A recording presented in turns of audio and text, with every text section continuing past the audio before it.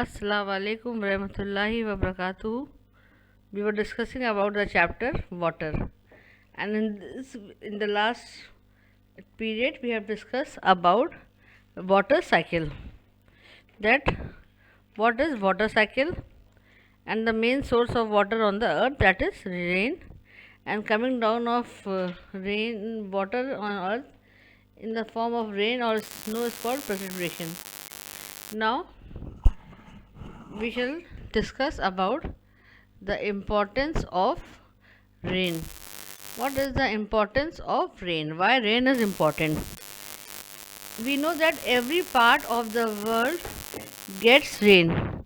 However, its amount varies and time varies from place to place. In some parts of the world, it is raining throughout the year, while in other places, there is very less or few rain, or no rain also. In our country, most of the rain occurs during June to September. That is the monsoon season, and that is called the monsoon season. And we all are eagerly waiting for that season. Now, why is rain important? What is the importance of rainfall? Now we will discuss it. First, rain brings cooling effect in the environment, especially after hot summers. You know that summers are very hot, and from June when the raining start, we all enjoy. You can see in this picture how they are enjoying rainfall because it gives a cooling effect after heat. Then farming in India is based mainly on rain. The farmers are poor, they don't have much equipment for irrigation. They mainly depend on rain to water their fields.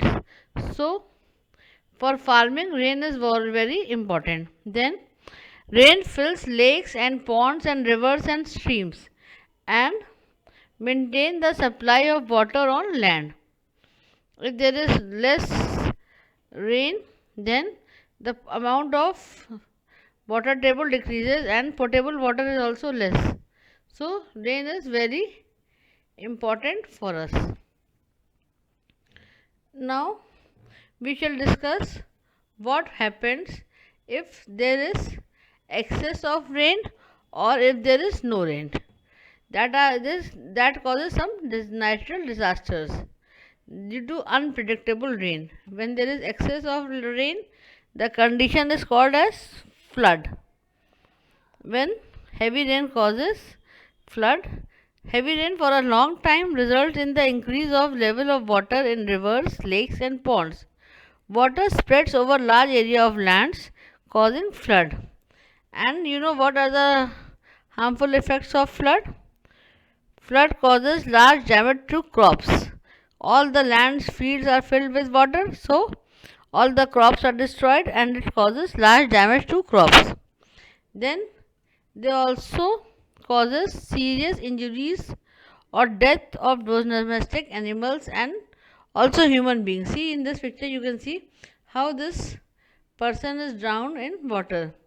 There is so much of water that their houses and their streets all are covered with water and they cannot even walk. Then it causes a large damage to human and life and property also. Then the most important aspect of flood is that when a flood occurs, the top layer of the soil is washed away with the flood water and that results in soil erosion. So, soil erosion is a main effect of flood. And when there will be soil erosion, the land will become unfertile. We will not get enough crop in the next year. So, it will have many consequences. Then there are some animals which live on the soil like snakes, earthworms, all these, and when the land is filled with water, all these animals come out in search of food and air. And when the flood water decreases, there is also a fear of spreading some diseases like cholera, dysentery, diarrhea, malaria, and dengue. All this is due to contaminated water and when the water, and all mosquitoes also develop in contaminated waters.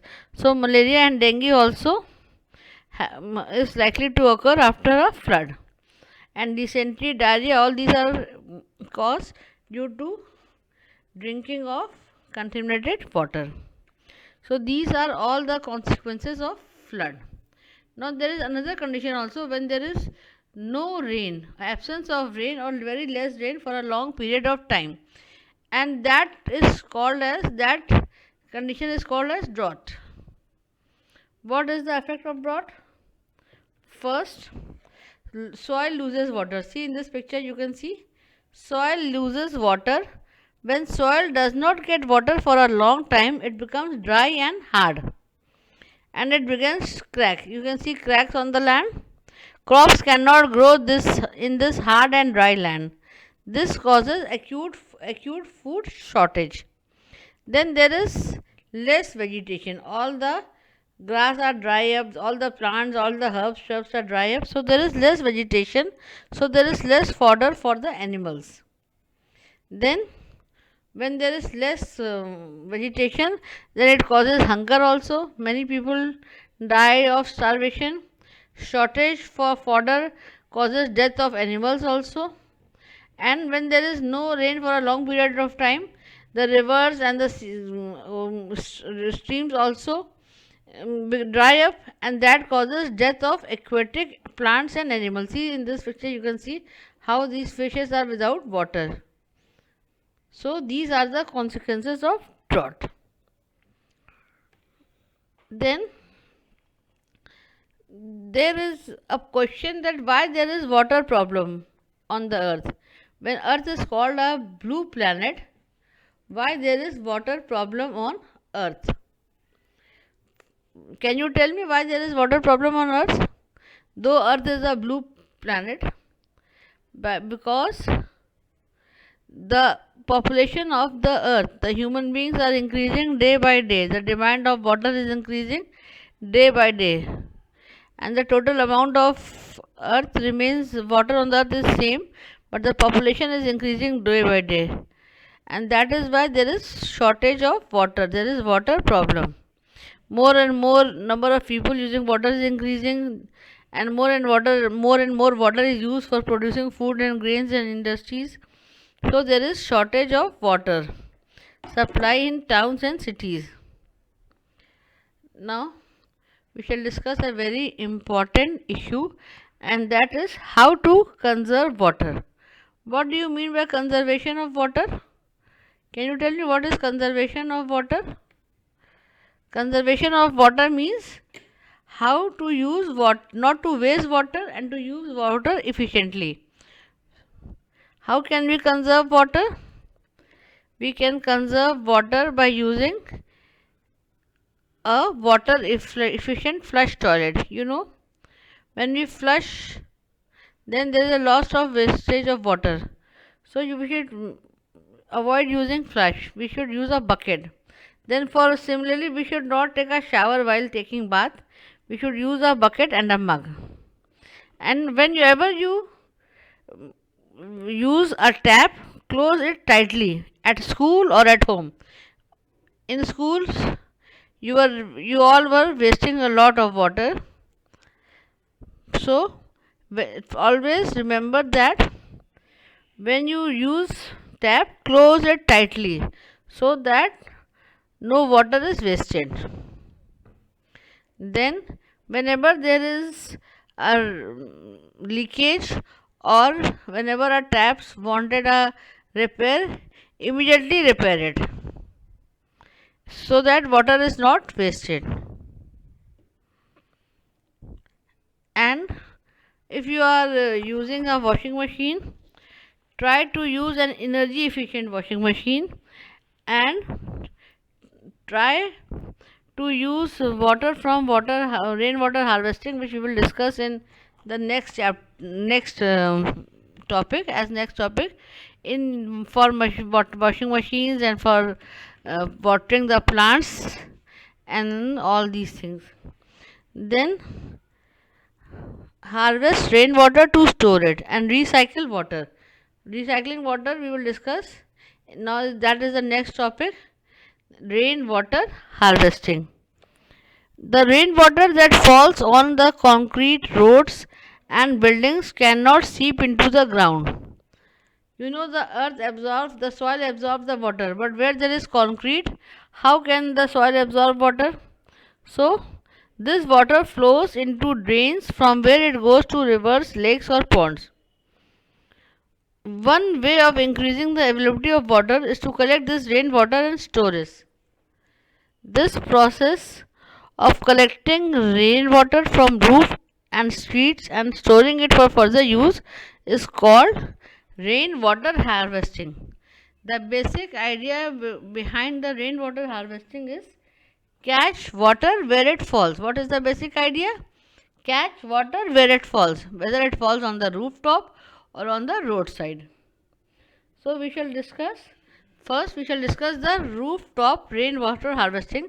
This picture you can see, it is of rooftop rainwater harvesting. The rainwater that falls on the rooftop of houses or buildings is brought down through pipes. See this pipe you can see in a storage tank. You can see from the pipe, it is brought in a storage tank.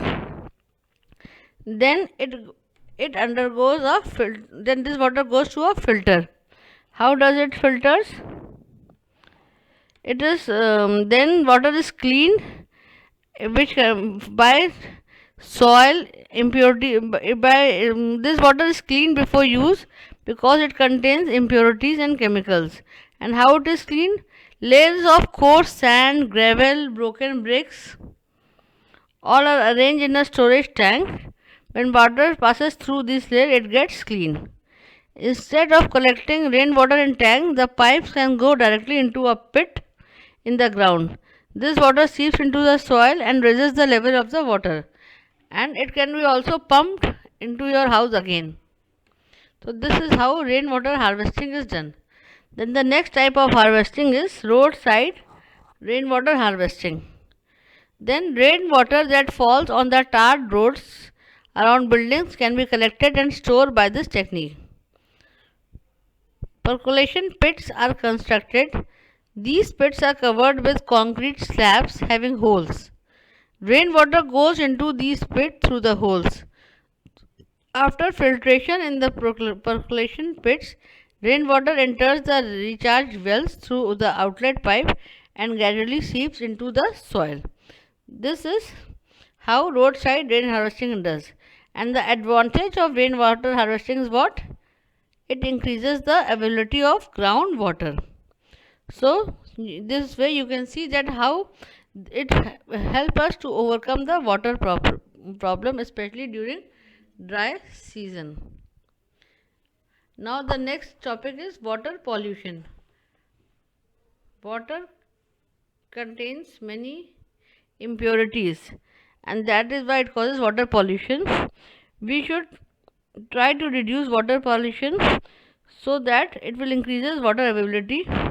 Water is polluted by domestic sewage and harmful chemicals disposed by factories. Not only human beings but aquatic plants also suffer from it. So, domestic sewage or waste from factories should be treated properly and not drained into water bodies. This is water pollution.